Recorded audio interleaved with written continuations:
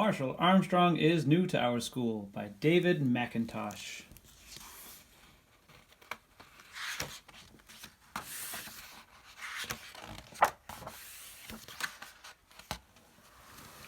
Marshall Armstrong is new to our school. Miss Wright says he should sit at the front of our class just for the first few days until he settles in.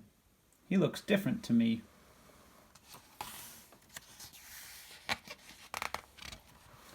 Marshall Armstrong sits next to me. His things are different from mine.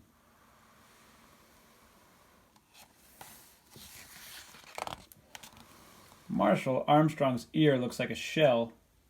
His hair reminds me of driving in the countryside to visit Grandma.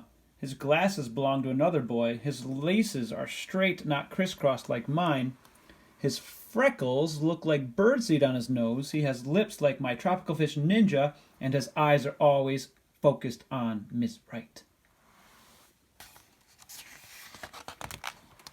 Marshall Armstrong's arm is too close to mine. It's all white with red bumps on it.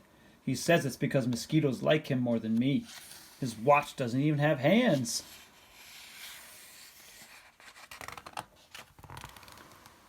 Marshall Armstrong doesn't eat normal food. We call it space food because it comes in silver wrappers. Every wrapper has the name of the food inside it written on the outside in black letters. Then he has a fuzzy peach for dessert.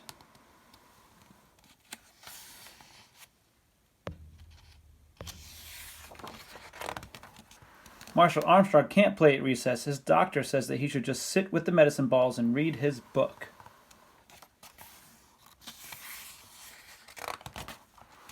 Marshall Armstrong always wears a hat outside. It's because of the ozone layer. He tends to stay in the shade.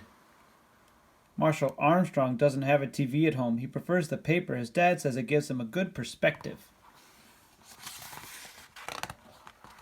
Marshall Armstrong doesn't fit in at our school. Not one bit.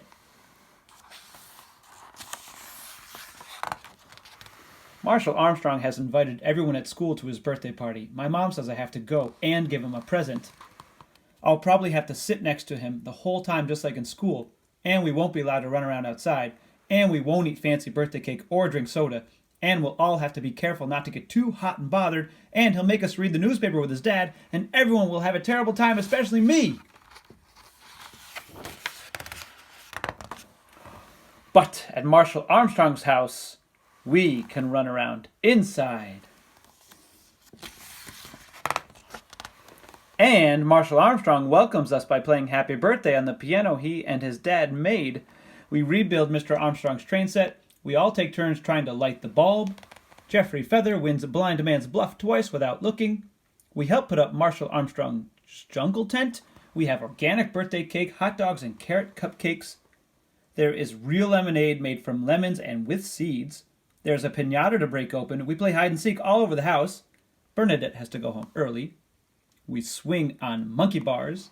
Marshall Armstrong completes the obstacle course in record time. Then Mrs. Armstrong lets us have a power nap.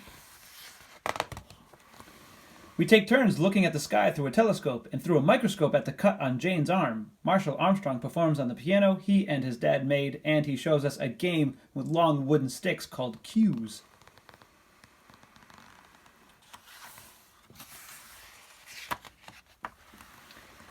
Then we all ride down the special fireman's pole from the top of the house to the bottom. Mr. Armstrong says that it's in case of emergencies, but you can also use it if you're in a hurry to answer the front door or go to the bathroom.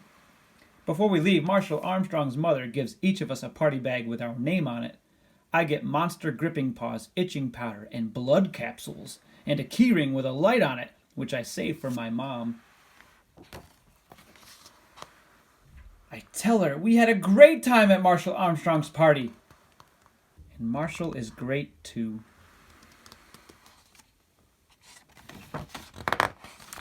Elizabeth Bell is new to our school. I tell Miss Wright that she should sit at the front with me and Marshall for the first few days until she settles in. The end.